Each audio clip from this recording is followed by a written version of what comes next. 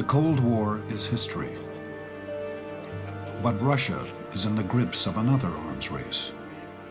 No warheads are involved. The enemy is a microbe, and the battleground is the human body.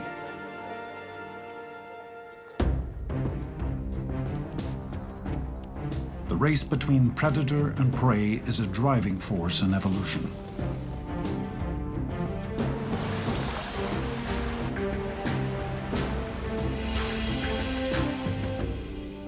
But this too is a predator, and we are its prey.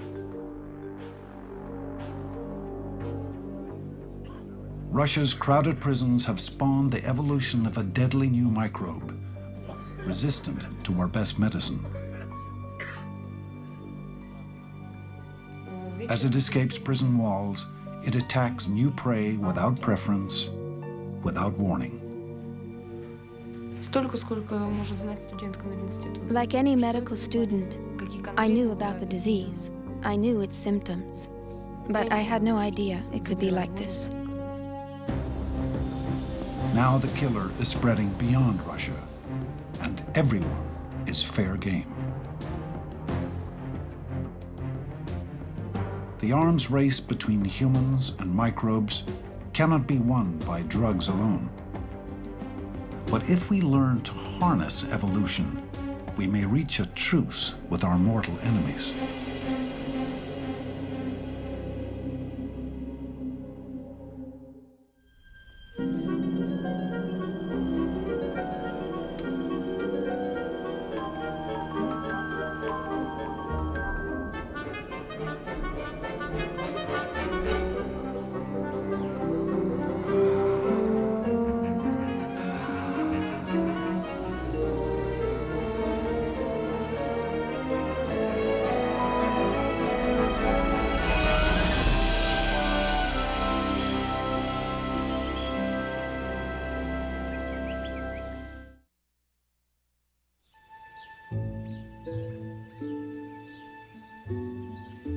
On a misty morning, Western Oregon seems a mild place, fit for gentle creatures like beaver and duck.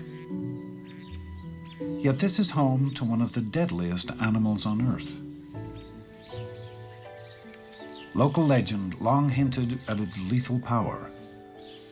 Eventually, a tale of untimely death attracted the scrutiny of science. When I was an undergraduate student 37 years ago, my professor told me a story about 3 hunters out here in the Coast Range being found dead, and there was a newt boiled in their coffee pot. It's a good one. Nice one. So his question to me was, go find out if these newts are poisonous. Edmund Brody Jr.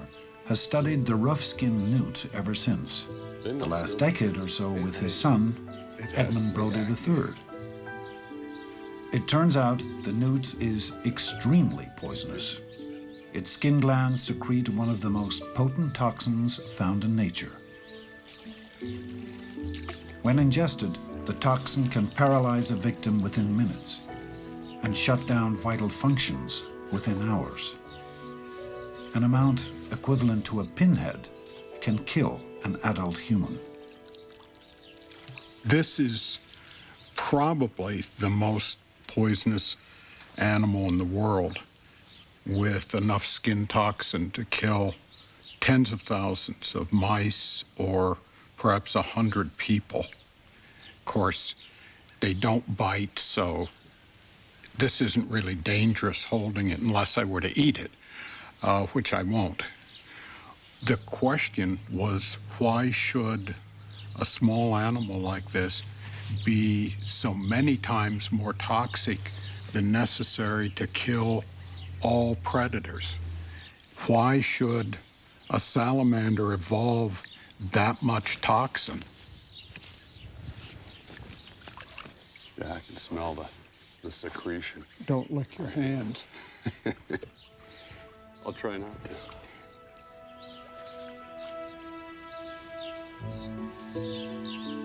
No environmental factor can explain the evolution of the newt's extreme toxicity. The Brodies discovered another animal is responsible. I'm gonna head over to these brambles. Okay. The common garter snake thrives in these parts. Harmless to humans, it feeds on earthworms, frogs, and toads.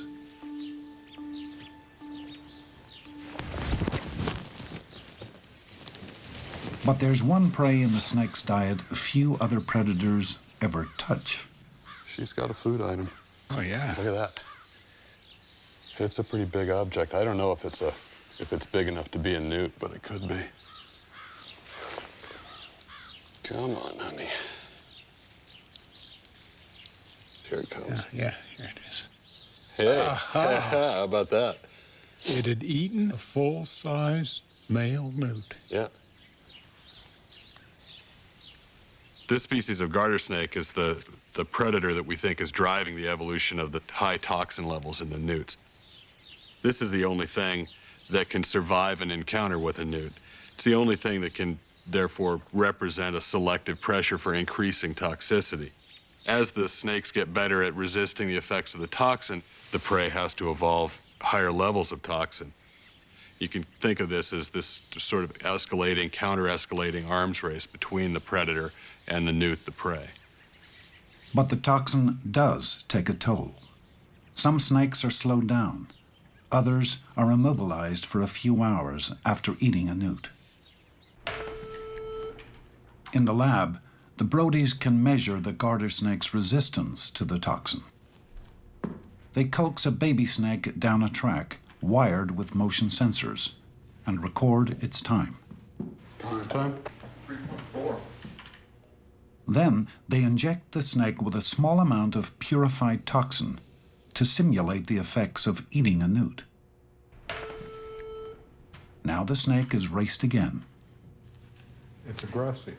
Sometimes when they can't crawl, they do that. A snake with low resistance can be stalled to a standstill. 6.3. Yeah. Whoa.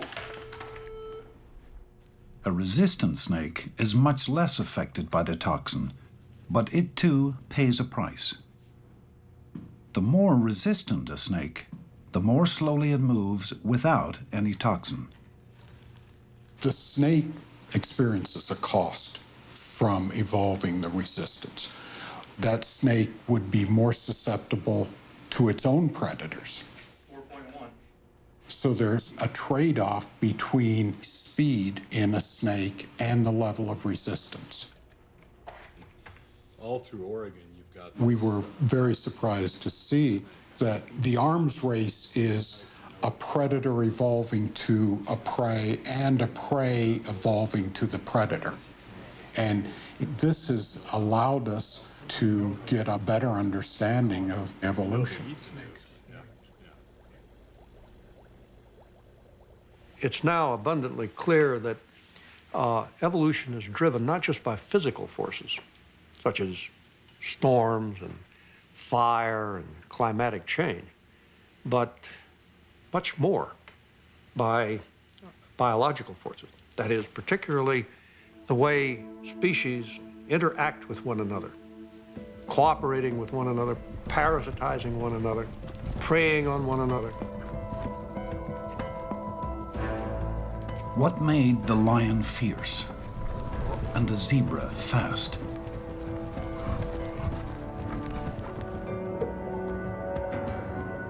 What sparked the development of tooth and claw? The deadly dance of predator and prey drives evolution.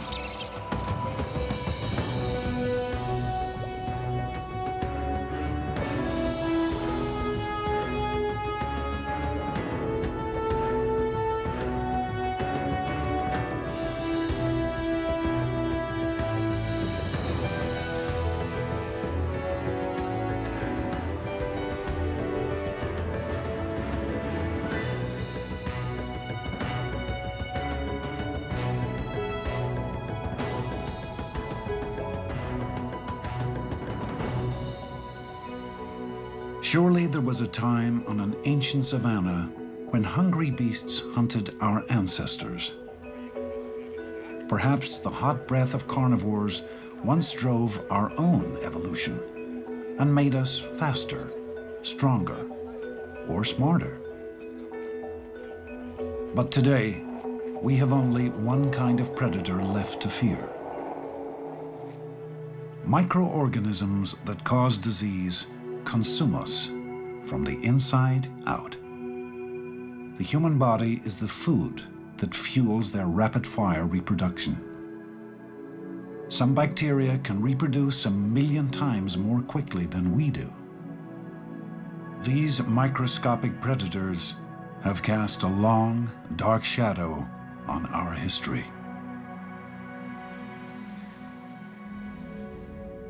The bacteria that caused tuberculosis riddled the bodies of Egyptian nobles over 4,000 years ago. Another microbe spawned the dreaded Black Death. In the 14th century, bubonic plague killed 1 in 3 Europeans.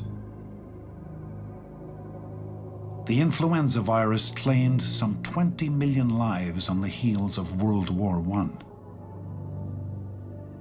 We were virtually defenseless against infectious disease until recently.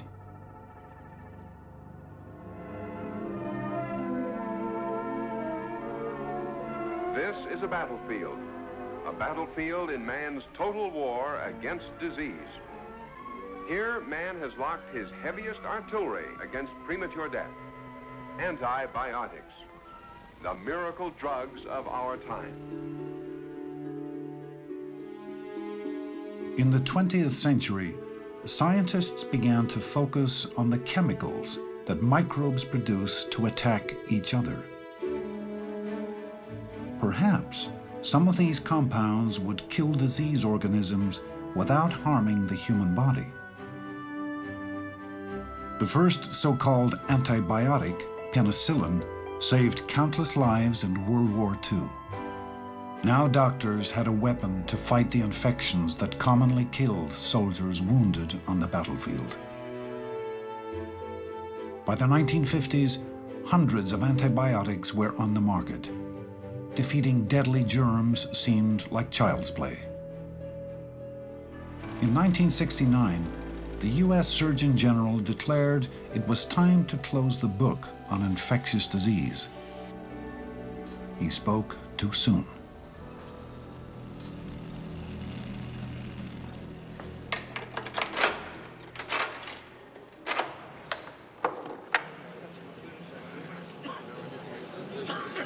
The Russian prison system is ground zero of a new epidemic. An old killer is back with a vengeance. Since the collapse of the Soviet Union, Russia's incarceration rate has soared to the highest in the world. More than 1 million inmates are confined to a penal system designed for a fraction of that number. But overcrowding, poor nutrition, and scant sanitation are not the worst of a prisoner's nightmares. Now, tuberculosis stalks these men. The bacteria that cause TB can lie dormant for decades in a healthy person. But if the immune system is weakened, the microbes begin to multiply and consume the lungs. Prisoners are malnourished. Many of them are alcoholics. Many of them are smokers. And just the stress of being in prison, all these factors together make you very, very susceptible to probably not only being infected with TB, but also coming down with active disease. When a person with active TB coughs or even speaks, he expels contagious droplets that linger in the air for hours. The next victim needs only to inhale to be infected. At least 100,000 inmates have active TB, but antibiotics are in short supply. Many men will die before their terms are up.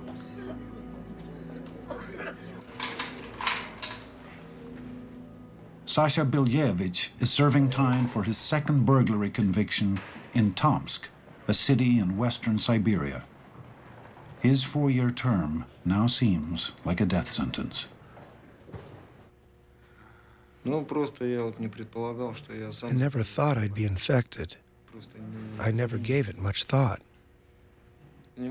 At first, I didn't believe what the doctor told me. I thought that maybe it was any other illness, but not tuberculosis. Diagnosed during his first prison term, Sasha was given antibiotics. He improved, but after his release, he stopped getting treatment. Now his TB is back, but the same drugs cannot cure him. The microbes in his body have evolved. When Sasha first took antibiotics, the drugs killed off most of the TB bacteria. But when his treatment stopped, it left some microbes alive, the ones that were most resistant to the drugs. As these survivors multiplied, all their offspring acquired that same resistance. An entirely new strain of bacteria evolved, untreatable with standard drugs. Sasha is now beyond help by prison doctors. He's not alone. At least 30,000 Russian inmates have multi-drug resistant TB, and their numbers are growing. This epidemic has brought Alex Goldfarb from New York back to his homeland.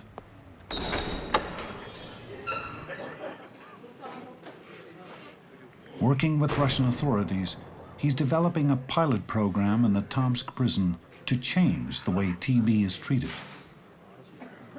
This prison system is the ideal incubator for those drug-resistant strains.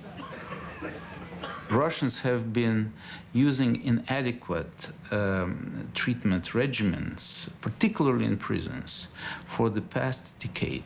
They use low-quality drug, they never finish the treatment course, and as the result, these resistant strains are spreading on their own through coughing, and that's a major problem. For drug-resistant cases, Goldfarb has a small supply of so-called second-line drugs. Far more expensive than standard TB treatments, second-line drugs can cause dangerous side effects. But Goldfarb's supply won't even begin to cover 300 inmates quarantined in the drug resistance ward, much less all the cases just outside prison walls. When a prisoner's term is up, he's released into the heart of Tomsk. Population, 500,000. Healthy or sick, he's now free to walk these streets and ride these buses with unsuspecting citizens.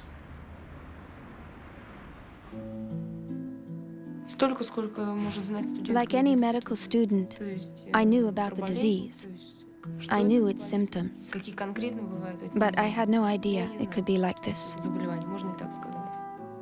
Anna Kolosova doesn't know how she became infected with a strain of TB resistant to 5 drugs.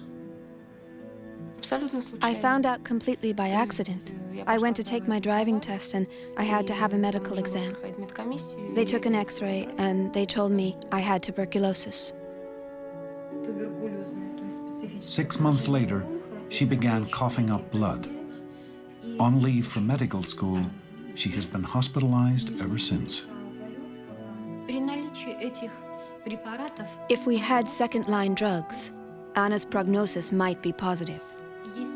Without them, her prognosis is not positive in the least. Anna's case is not unique. In my care, I have another college student and other young patients with drug-resistant TB. Their symptoms can be eased. Their active disease may subside for a time. But the drugs that could save their lives are not yet within reach. Здравствуйте, граждане осужденные. For now, just 30 inmates will receive second-line drugs. All have at least 2 more years to serve, a guarantee they'll complete their treatment and prevent the evolution of new drug-resistant bacteria. Still, there's grumbling.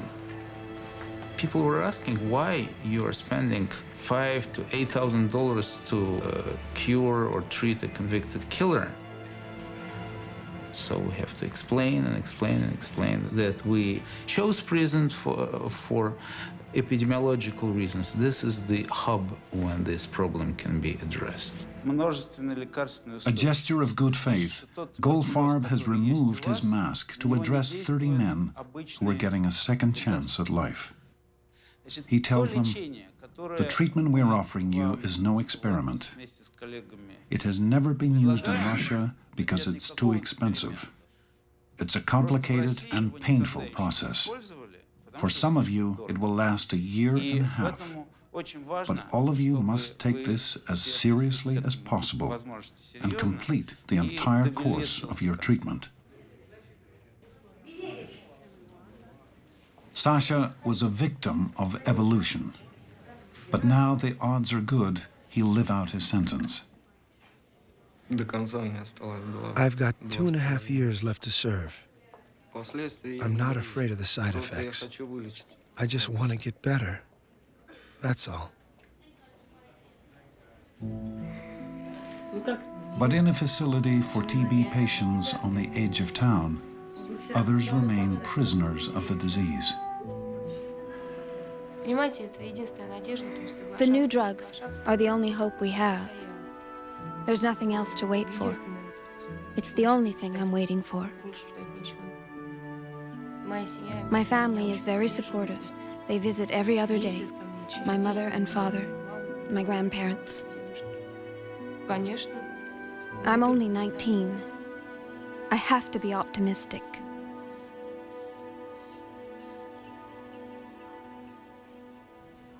Siberia once seemed the most remote spot on Earth.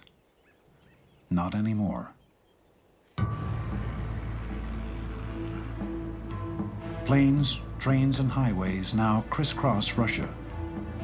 Strains of drug-resistant TB have spread to thousands of citizens, and some are leaving the country.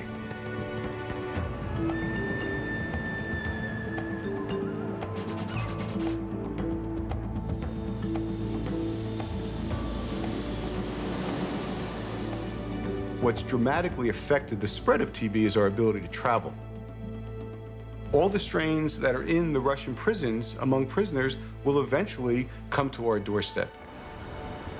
The global spread of TB is monitored in New York City at the Public Health Research Institute. On the rise nearly everywhere, TB now rivals AIDS.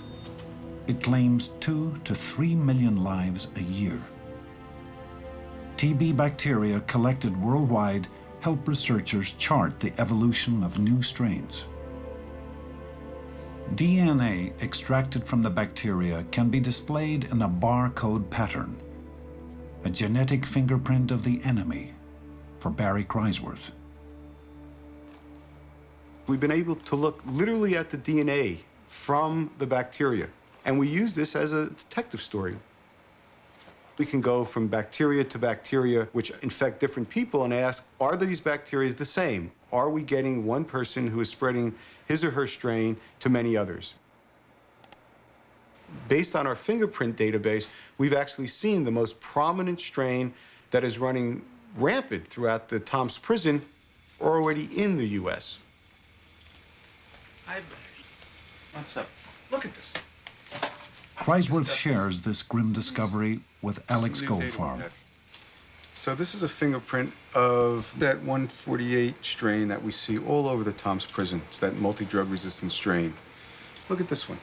Same exact pattern. Yes.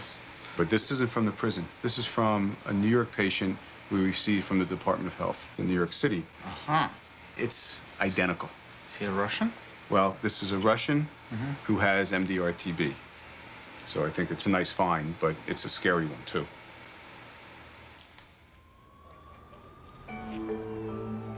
How long before another traveler carries drug-resistant TB to New York or any other city? How long before others are infected?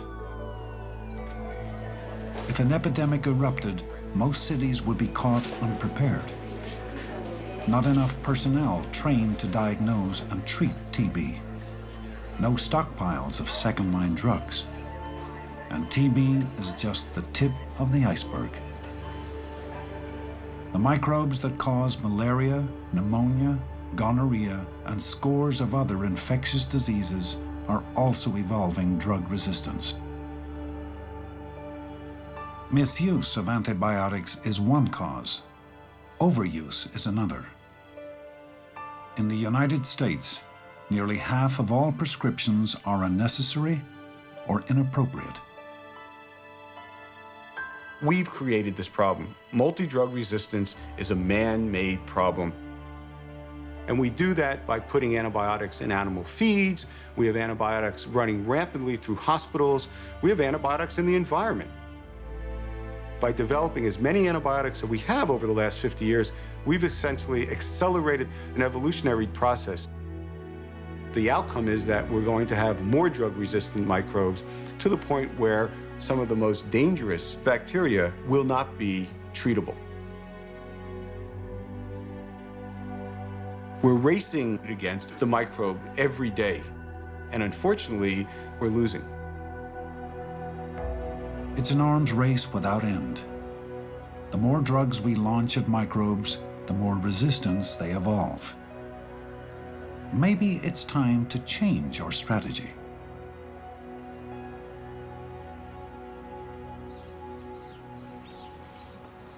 If we can drive microbes to evolve drug resistance, then we can also make them evolve in ways that benefit us. This is the radical proposition of Amherst biologist Paul Ewald. When people are looking at the antibiotic resistance problem, they see evolution as sort of the bad guy. It's the evolutionary process that's led to antibiotic resistance, and that's true. But just as easily, we can have evolution being the solution. In other words, we can have evolutionary processes leading to organisms becoming more mild. Disease organisms evolve to be more or less harmful depending on how they are spread. Microbes that depend on close contact between people tend to be mild. The rhinovirus that causes a common cold is transmitted by people walking around sneezing or coughing on other people.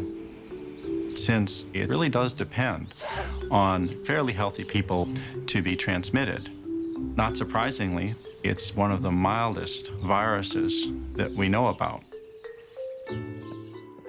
But microbes that are transmitted by insects or by tainted food or water tend to make people very sick. The worst of all of the diarrheal bacteria that we know of have been waterborne. The bacteria that cause cholera and typhoid fever are often waterborne. So even if the organism is so harmful that the sick person can't move from bed, the organism can still be transmitted to large numbers of people. Once we understand the factors that favor increased harmfulness and decreased harmfulness, then we can look at all of the things we do in society. And we can ask the question, are we doing certain things, or can we do certain things that would favor organisms evolving towards mildness? We can look at the cholera outbreak in South America as a kind of natural experiment that allows us to evaluate these ideas.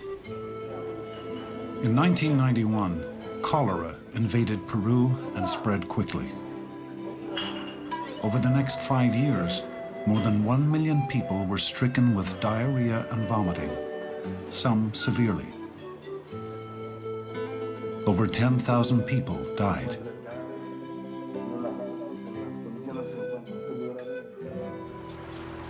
The disease was transmitted through water contaminated with human waste, or through food that was washed or handled by infected people. there's a significant margin. Ewald collected strains of cholera bacteria from South America and measured the amount of toxin they produced, an indication of their virulence. Over time, he would document evolution in action.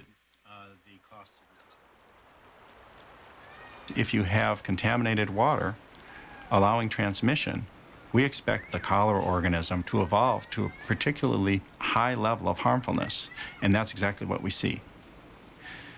We find that bacteria that had invaded countries with poor water supplies evolved increased harmfulness over time. They've actually become more toxigenic. They produce more toxin than they did at the outset. If instead we clean up the water supplies, then we force the bacteria to be transmitted only by routes that require healthy people.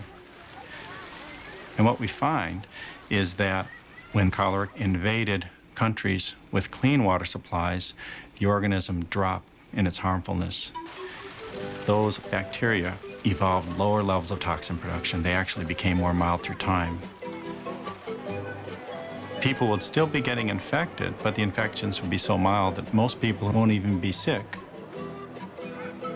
So the cholera outbreak in Latin America suggests that we may need only a few years to change the cholera organism from one that would often kill people to one that hardly ever causes the disease.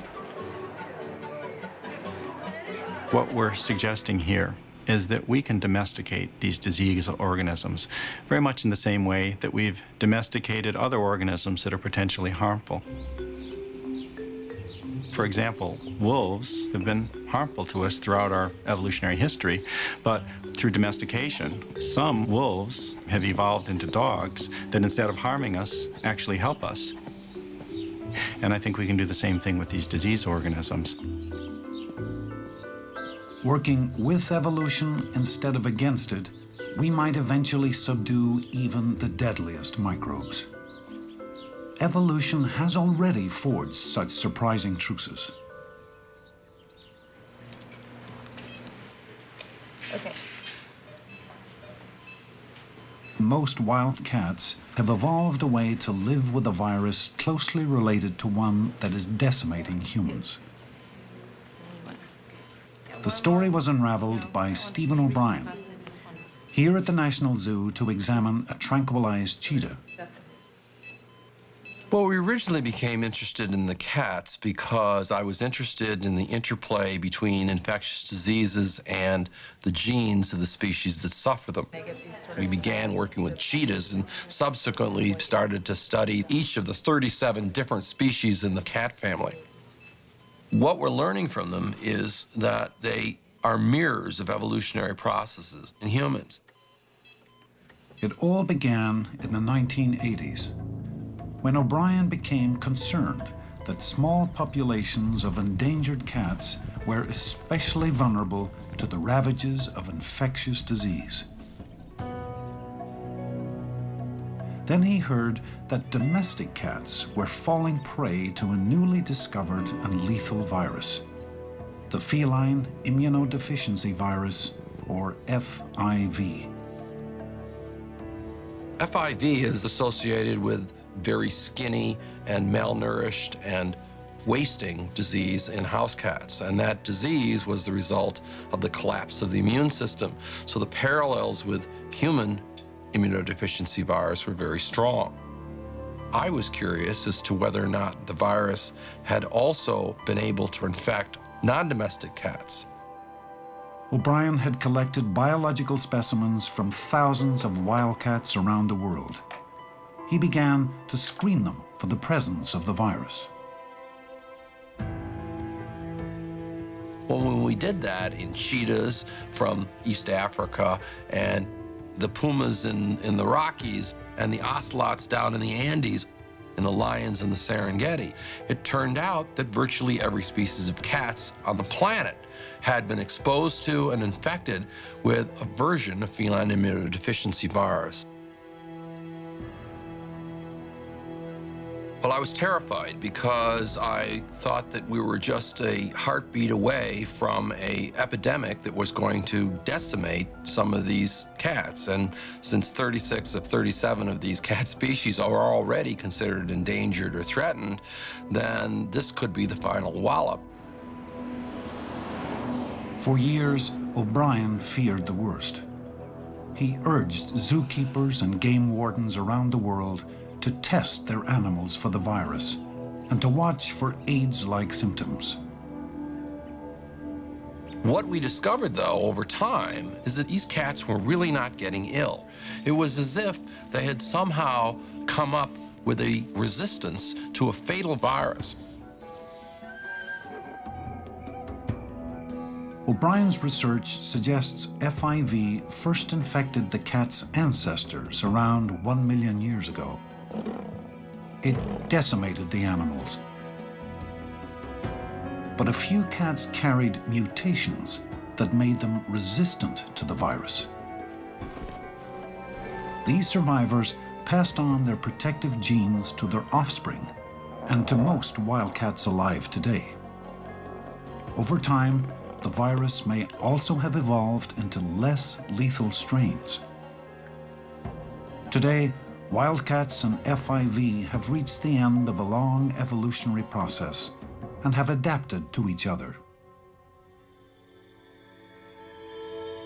Humans and HIV only recently embarked on the path that might eventually lead to a truce.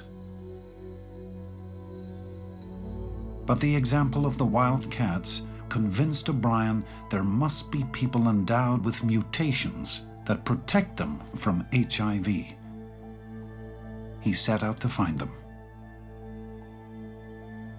Over a 10-year period of time, I quietly collected blood samples from 10,000 individuals that are high risk.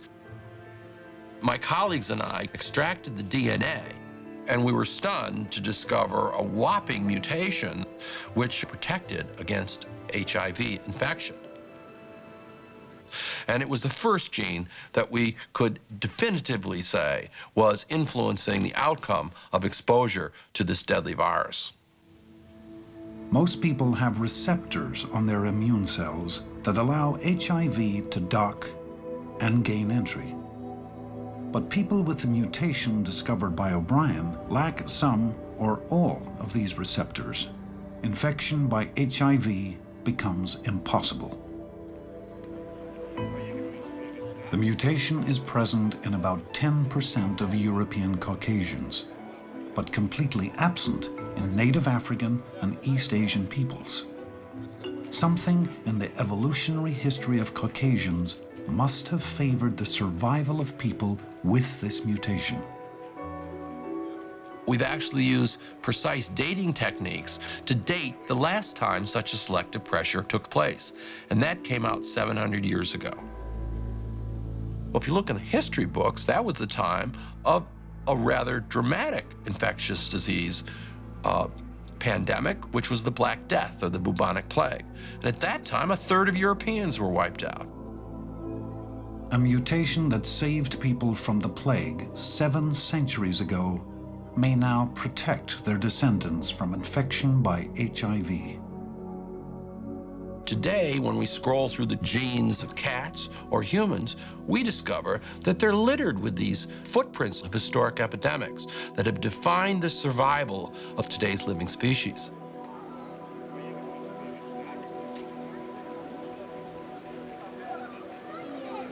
We all bear the marks of our ancestors' struggle for survival. But evolution is driven not just by conflict and competition. Cooperation and teamwork have also ensured the survival of the fittest.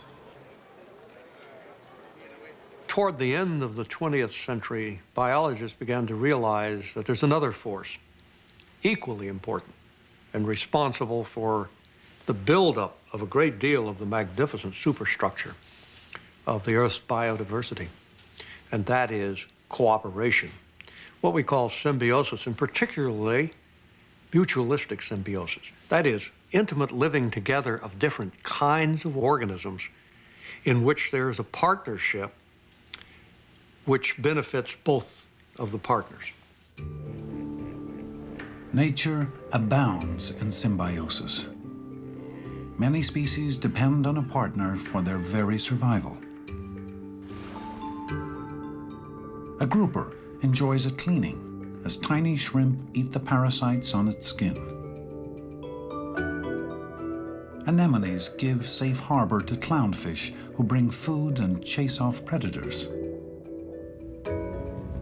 With nectar and pollen, flowers entice birds and bees to help fertilize them.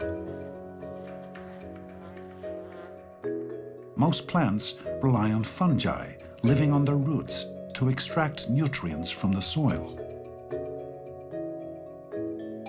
And grazing animals could not digest their diet without the bacteria that live in their gut and break down plant matter.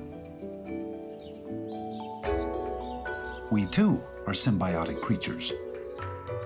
Beneficial bacteria cover every inch of our skin and the length of our intestines. They help digest food, produce vitamins, and keep dangerous microbes out.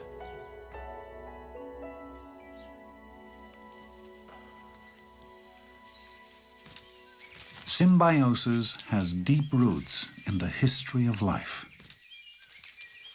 Some 50 to 60 million years ago, just after the age of the dinosaurs, two species formed a lasting bond, here in the dense thicket that would become the Amazonian rainforest. A big mature adder nest. These huge mounds of earth are the product of that partnership, one that brought Ted Schultz and Ulrich Müller to a remote corner of Brazil. Amazing. It's late enough. The unlikely excavators of all this dirt are leafcutter ants. Look, they're bringing stuff in there. There's some foragers here starting. Yeah. Leafcutter ants make their nests in underground chambers. They emerge regularly to forage, blazing trails that extend hundreds of feet into the forest. Most tropical plants are permeated with toxic chemicals, a deterrent against browsers. The ants cut fresh vegetation, but they don't eat it. They feed it to another organism. Foragers carry their cargo down into the nest and turn it over to smaller worker ants.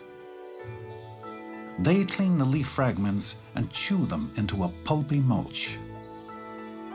Leafcutters cultivate a fungus that breaks down the toxins in the leaves and swells with proteins and sugars. This is the ant's food. Both the ants and the cultivated fungus are dependent on each other for living. The ants need the fungus as a food. They're dependent on it. You take away the fungus, they will die. In reverse, the fungus cannot do without the ants. So it's a mutual codependency. A mature colony of leafcutter ants can consist of as many as 8 million individuals, and they're the dominant herbivores of the New World tropics. They take an estimated 15 to 20% of all the fresh vegetation. A mature colony of Atta leafcutter ants are the equivalent of an adult cow sitting in the middle of the rainforest, foraging on the vegetation in their immediate area.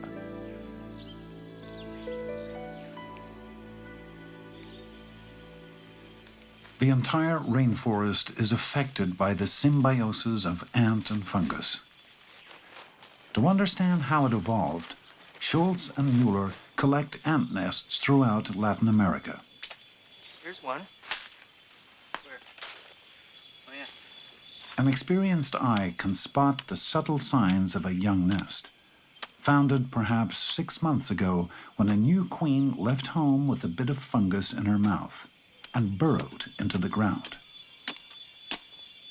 There it is. Beautiful. Opening a nest is a very exciting moment. Suddenly the cavity opens and you see the fungus garden. And then you may see the queen. There's the queen. Yeah. See you. The size of a peanut. What we've learned from studying the ants is that you can have a long-term existence over 50 million years as an agriculturist. There's clear parallels between the ant agriculture and human agriculture. Both types of societies are dependent on cultivation of some other organism and have very sophisticated procedures how to promote the growth of these organisms. But human farmers are plagued by pests in their crops, while the ants' gardens seemed pest-free. A century of research had concluded that the ants are probably so adept at weeding that no infestation can take hold. A graduate student in 1998, Cameron Curry just didn't buy it. I actually had some people tell me that looking at diseases in the ant gardens was kind of a silly project, that the ants maintain their gardens free of diseases, and so why would you be going there to look for diseases? So I went out and collected ant colonies and I isolated pieces of the garden to see what was there other than the fungus the ants cultivated. He cultured 1,500 fungus samples, and the same aggressive mold kept showing up. When he removed the ants from a nest, he saw the mold devastate the fungus in a matter of days. So the ants did have a pest in their gardens. But how did they keep it so completely under control? Cameron began to wonder about a white, waxy coating on the body parts of some ants. What really intrigued him were the ants working deep in the gardens that were covered with this stuff. He asked the experts about it. In the past, people had just considered this to be some sort of nondescript secretion that was produced by the ants for unknown, probably uninteresting reasons. And Cameron was the first to put this waxy secretion under the microscope and noticed it was not inert and lifeless, but it was actually alive. The wax turned out to be tangled mats of bacteria. But what shocked Cameron was these were the same types of bacteria that produce half the antibiotics used in human medicine. I remember my graduate advisor and I were laughing, thinking that wouldn't this be exciting if these ants have been effectively using these bacteria for production of antibiotics for millions of years, when humans only discovered this 60 years ago, and we thought at the time that this was maybe a bit far-fetched. Far-fetched, but true. It seems the ants have been using antibiotics to control the pest in their gardens for some 50 million years. So why hasn't the mold evolved antibiotic resistance? I think that the answer probably lies in the fact that the ants are using cultures of millions of cells of bacteria to produce these antibiotics. And so these bacteria are evolving. Likewise, the pathogen that is the target of these antibiotics is also evolving. And it's an evolutionary arms race that has continued for 50 million years. And so the symbiosis of ant and fungus also includes the aggressive mold in the fungus garden and the bacteria living on the ants. Nature is often more complex than it first appears. Scientists have just begun to understand how two species can interact, or three or four. But they're a long way from understanding how thousands or tens of thousands of species can interact to create the monumental ecosystems of the world, like rainforest and coral reefs. And the most remarkable gap in our knowledge is in bacteria and other microorganisms, because these make up the base of the living world. We need them, they don't need us.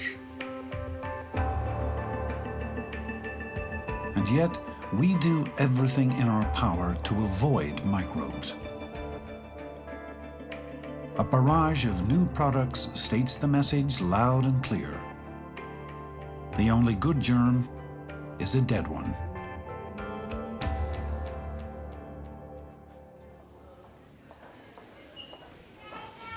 Are we making our world too clean? Consider the research of pediatrician Erika von Mutius.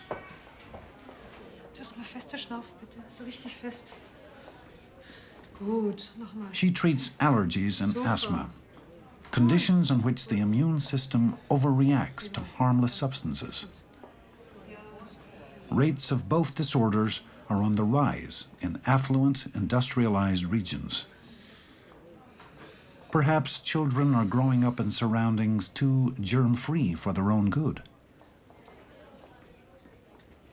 Microbes do a lot of harmful things to us, but they may also be important for our immune system to learn how to deal with the environment and how to tolerate and fight viruses, bacteria, and infections. To understand the causes of allergies and asthma, von Mutius is conducting research in a place where these conditions are rare. The Bavarian countryside. She wants to sort out exactly which environmental factors may be protecting children who grow up here. The study we're doing is a comparison within little villages. So we compare children who live on the farm to children in the same village who do not live on the farm. She has enlisted over 800 families with children between the ages of 6 and 12 to participate in a detailed survey of health and lifestyle. In this questionnaire, we asked for allergic conditions, and then most importantly, we asked for the contact to farm animals and farming activities. Sie haben Pferd, haben es keine, gell? Nee. Schaf, Ziegen? Nee, Ziege eine, ja. Eine Ziege haben es. Her goal is to create a profile of environmental exposures for each child. Her team analyzes dust samples from carpets and bedding throughout the house for the presence of animal hair, dust mites, and microorganisms. If the family keeps livestock, samples from the stables are screened for microbes released in the shedding and droppings of animals. The study is in progress, but preliminary results suggest one very strong correlation. One of the factors that seems to be important is the contact to the livestock. That these children, the more they are in the stables and the earlier they are in the stables, that this gives a protection against the development of allergies. High levels of microorganisms in the stables may help prime a child's immune system for life. Microbes have been around us always, and probably we need to find the balance between eradicating the harmful effect of bacteria and maybe also taking the beneficial components of this. But this is really into the future. Our species evolved in a world awash with microbes, crowded with other creatures. We've only begun to understand the value of this heritage. Scientists and medical researchers who focus on the subject are more and more in agreement that it's a big mistake for humanity to separate itself from the rest of the living world too much. The vast majority of species out there are our friends. They're not our enemies. And we not only benefit from them, but as a whole, they are essential to our existence.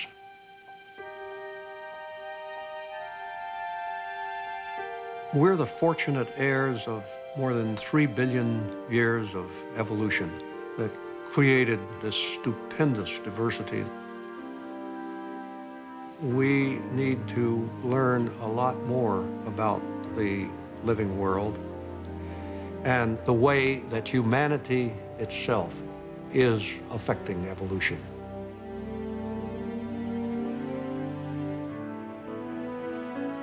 Like all living things, humans are a product of evolution.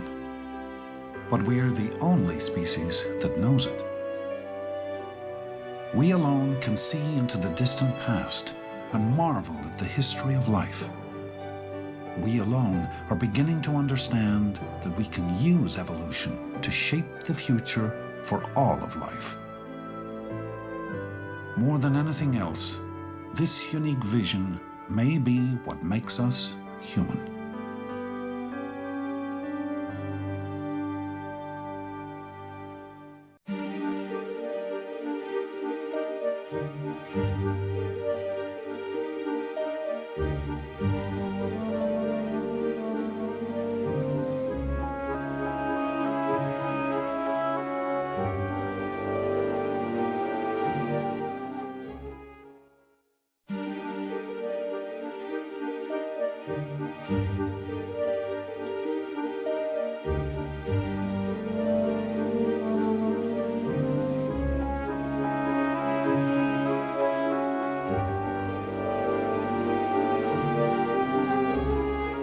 Continue the journey into where we're from and where we're going at the Evolution website. Visit www.pbs.org. The 7-part Evolution boxed set and the companion book are available from WGBH Boston Video. To place an order, please call 1-800-255-9424.